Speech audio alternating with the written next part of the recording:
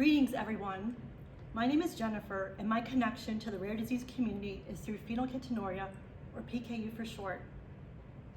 Unlike many other chronic and more prevalent medical diseases in the general population, for PKU, food is literally medicine. This is because undiagnosed and untreated PKU affects the brain, and clinical treatment prescribes dietary intervention as a standard of practice.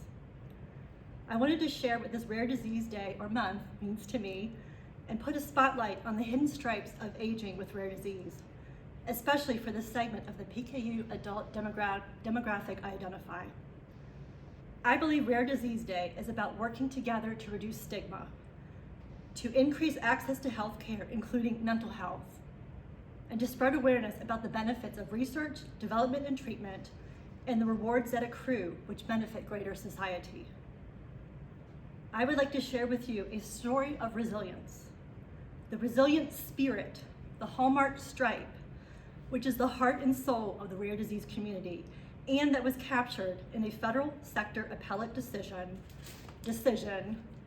now published to the Equal Employment Opportunity Commission, or EEOC, website. I am speaking of this decision not only to demonstrate the value of resilience, but to reinforce some facts. Disability rights are civil rights. Truth carries authority. Faith-based testimonials are protected exercises of religious freedom, as with provision of this communication, and leadership requires ethical compliance, even in accountability systems as demonstrated in this administrative law case. I pray my PKU story can serve as a model for hope, showing forwarding steps, as with my stripes, winning favorable decision, that moving the needle on medically necessary prescribed treatment coverage can successfully be done without escalating to litigation.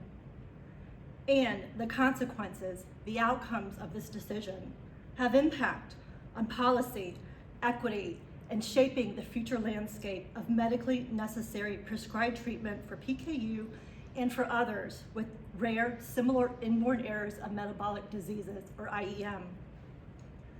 The appellate decision, reference number 2023-000654 for PKU, signals an awakening at a most pivotal point in time to gauge progress in optimizing nutrition outcomes, to bring forth a solution collectively to areas where more needs to be done, and to do what is best for the vulnerable, especially for the aging population of individuals with PKU and similar IEM, and for the generations that follow living with subject rare diseases. As the complainant, justice was my motivating factor in this case, and my tireless, persistent advocacy efforts were never about the money. This case was about empowering PKU patients as effective partners in support of responsive, equitable policy and regulation that protects the dignity and respect of all persons of all ages. This case was about my holding steadfast to the truth and that every voice matters. If I have an opportunity to bring attention to the need for fair representation and equity, and to address the treatment access challenges of those with rare diseases, I'm going to take it because it's the right thing to do, and I don't want to see it slip away. I believe accessible health care is an essential safeguard of human life and a fundamental human right, and all health plan administrators must be held to ethical standards. This case was not about PKU seeking preferential treatment options. The appellate decision was James 2, verse 1-12, in live action. The commission's decision played no favorites, left no room for ambiguity, and certainly no room for discrimination in the agency's final order. The appellate decision also illustrates Hebrews 10, verse 23-25 in action. Endurance with excellence takes faith and hope. You can't have one without the other, especially in times of perseverance. Faith is active, it does not settle. Faith stirs up one another to love and good works. This decision serves purpose to stir up one another by building each other up with sowing the seeds of faith, motivation, and encouragement. It was my motive and belief that decisions and actions be assessed according to whether they protect the vulnerable or undermine one's dignity and resilience, health, and civil rights.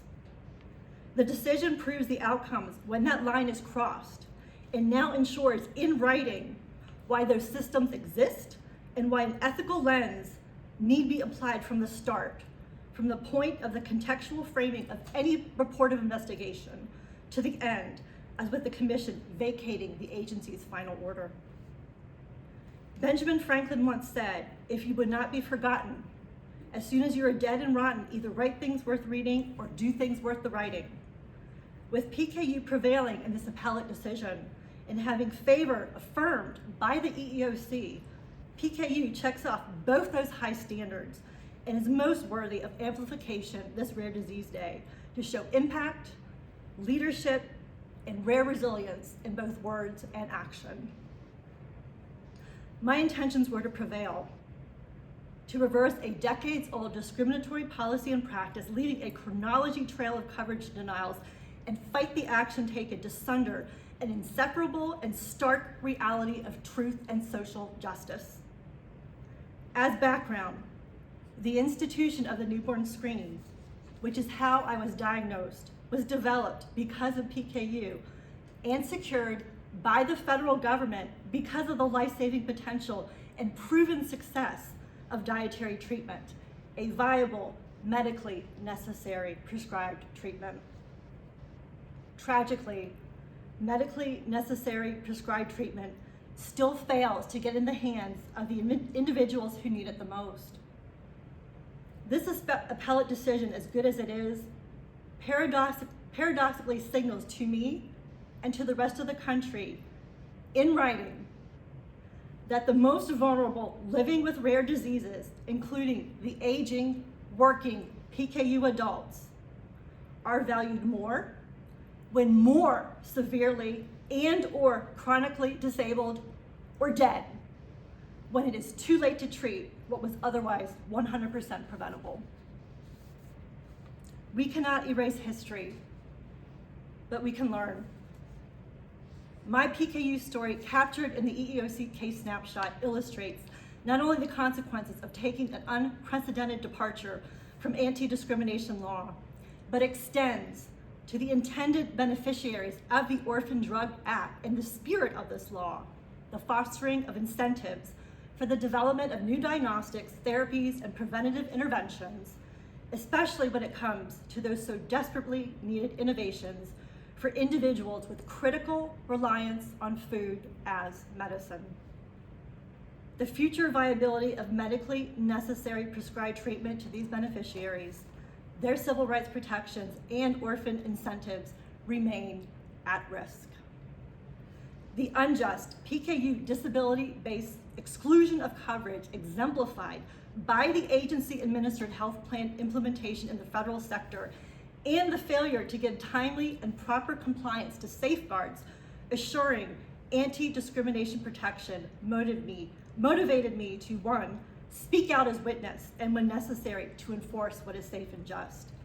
Two, advocate my position in support of social justice. And three, remind leadership, state government, and local officials alike, and all civil society of their obligation to simply care. Is that not the golden rule? One cannot faithfully fulfill the mission of protecting basic and essential health and human services with dignity, respect, and inclusion for all, which extends to individuals living with the hidden stripes of rare diseases and lifelong invisible disabilities as PKU without safe, compassionate care. My case demonstrates I care, and I am committed, and I was in it to win it. This is because my very survival depended upon a win, and so does anyone touched by IEM as similar to PKU. Engagement is paramount for the success so that we all share and all benefit from that success. It takes having a shared vision. That path to the PKU victory was a rough road. I was tempted to give up and to give in to the lies of I can't and discouragement, and the lies that things would never change, and the lies of worthlessness, and the lies of hopelessness. This was a road I never wanted to go. But I had no recourse after exhausting all options, invoking my civil rights, and I never imagined the twists and turns that would unfold. I was outnumbered in resources, legal resources for which I had none. I learned some lessons the hard way, and I believe the outcomes of this case were predetermined, but I had to stay in the fight and hold out hope, regardless of the administrative law judge's decision or the commission, that justice will come and surrender to that mystery of when and how. In other words, for the appeals, there was no guarantee an end was ever in sight. I learned that emotions had no place in a court of law. While our emotions do not lie, and acknowledging they are real because we are human, emotions do not define us.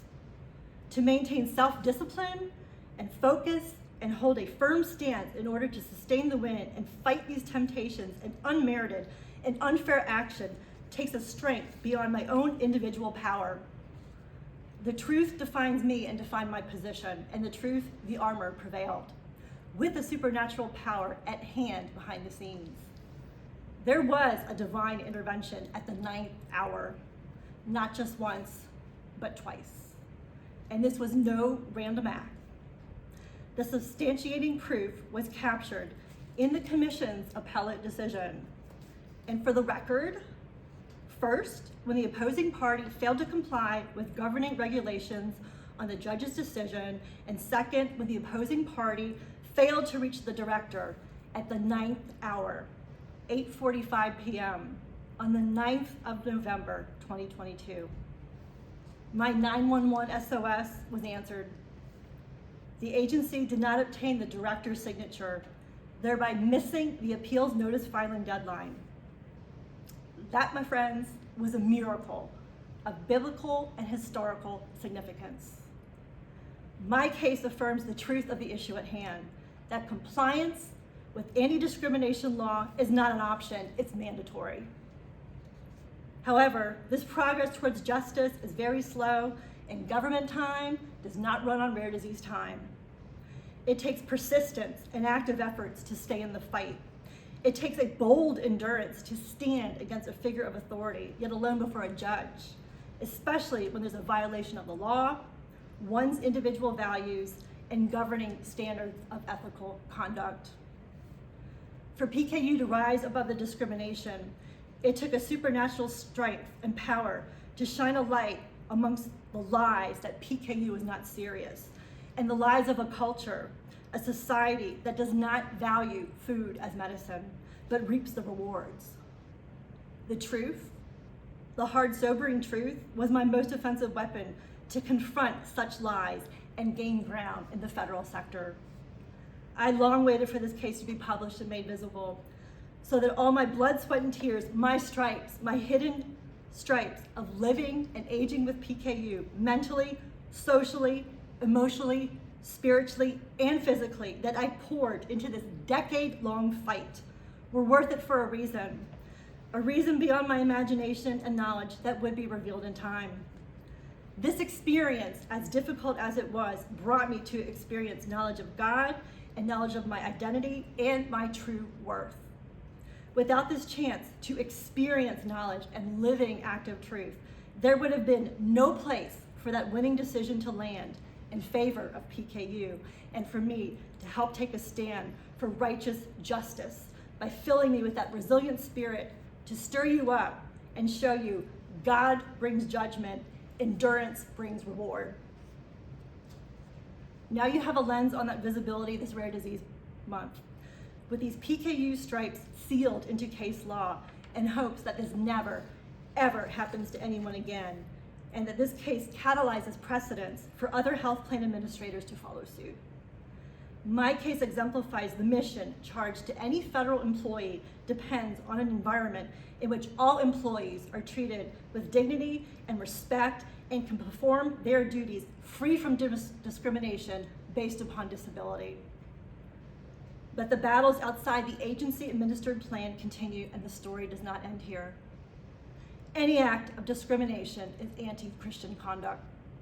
There are repeated patterns of ubiquitous behavior targeted at the nation's most vulnerable living with rare diseases, from birth to when they age, using one's disability, zip code, or state of residence, employer, and sex to deny coverage on medically necessary prescribed treatment.